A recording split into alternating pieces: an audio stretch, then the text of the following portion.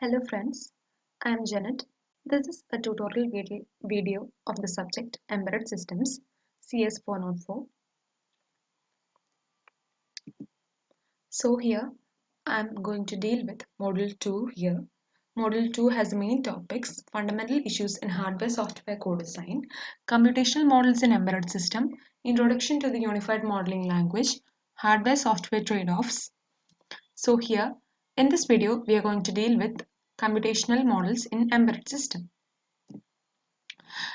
The computational models mainly has data flow graph, control data flow graph, state machine model, sequential program model, concurrent or communicating process model, object-oriented model.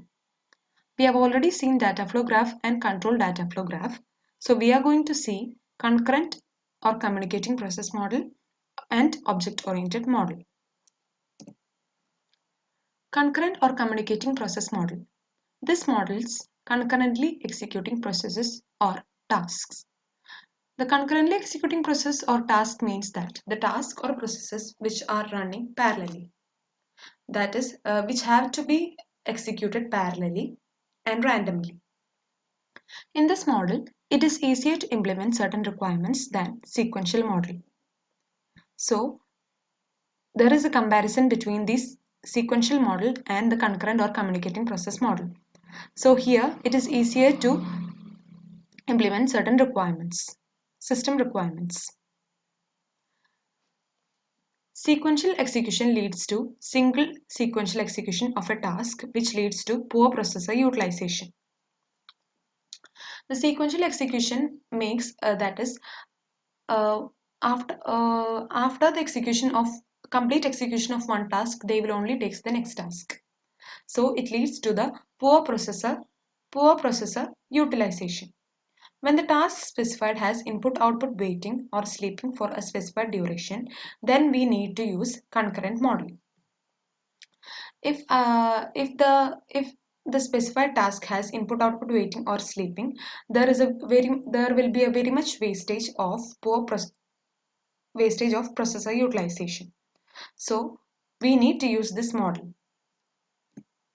In this model, a big task is split into multiple subtasks. So we can use the CPU time very effectively. When the subtask under execution goes to sleep mode or wait by switching on to another task. If one subtask has input-output waiting, or if it is in a sleep mode, we can switch to another subtask by continuing the execution. Therefore, this model requires additional overhead for task scheduling, task synchronization, and communication. In this model, we should have additional features such as task scheduling, task synchronization, and communication should have. So the task scheduling means that the ability of the CPU to switch from one task to another, and the task synchronization and communication that they should have in the ability to communicate to each other. Coming to the implementation of this model, we have an example of seatbelt warning system.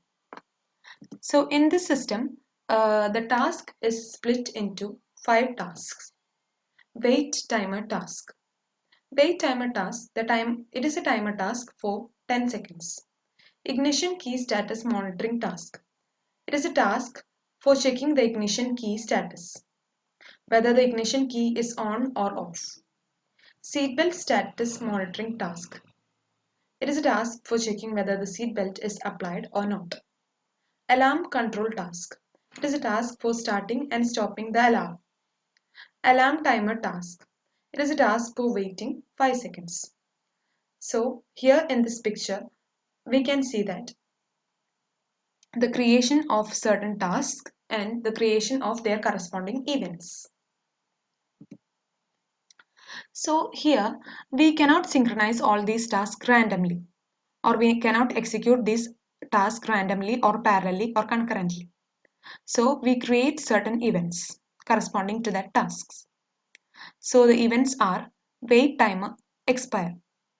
Wait timer expire event is associated with the timer task. It is in the reset state initially and it is set when the timer expires. Ignition on and ignition off. It is associated with the ignition key monitoring task. Seatbelt on and seatbelt off event. It is set and reset respectively when the seatbelt is applied and removed. Alarm timer start and expire. It is associated with the alarm control tasks. So this is the concurrent or communicating process model of seatbelt warning system. Here we have divided this task into 5 different tasks. Each task has their own methods inside it. Each task is communicating to one another. They are passing signals to one another. So here we can see a small part. We can see that the alarm control task wait for signaling of the event timer. Wait timer expire and start the alarm timer and alarm if both the event ignition on and seatbelt on are in the set state. When the event wait timer expire the signals. If that signal doesn't come, the alarm control simply completes and returns. So this shows how these tasks communicates to each other and how the task scheduling is done. In the concurrent or communicating process model, the main concept is about multitasking and task communication or synchronization. Multitasking means that not only one task is performing once. Many task is running at a time. So we can say that multitasking. And task communication means that the tasks are communicating to each other and they are performing their execution. Instead of this model, we can use various other techniques for the execution, which is shared memory, message passing, event creation are used for the communication between processes or tasks. Message passing, shared memory are used for the communication of the processes. So this is all about the concurrent or communicating process model. Next, we can see about the object-oriented model. The object-based model for modeling system requirements. The object-oriented model is mainly based on modeling the system requirements. So first we can see about the object. Object means that it disseminates a complex software requirement into a simple well-defined pieces called as objects. That is, a big complex software is converted into a simple well-defined pieces that is called as objects. This model brings reusability, maintainability, productivity in system design. We can see that the object, we keep several copies of an object. So one copy, so if we use one copy, another copy can be reused so that we can ensure the reusability. Maintainability is that, I already told that the copies are maintained. So maintainability is achieved. And the productivity means the objects we can reuse so that the productivity in system design, we can bring productivity in system design. In this model, the object is an entity that is used for representing and modeling a particular piece of a system. Using these objects, we can represent and model a particular system and make the system design more productive. Each object is characterized by a set of unique behavior and state. Each object has its own behavior and states. The next we can see about is class. Class means it is a set of objects. It is said that the class is a blueprint of an object. Class represents the state of an object through member variables and the behavior of the object through member functions. The member variables and functions can be in 3 modes. private, public, or protected. Private, protected, public. These three modes, we can see these three modes. Private mode means the private member variables and functions are accessible only within the class. In the private mode, the member variables and the functions are only accessible within the class.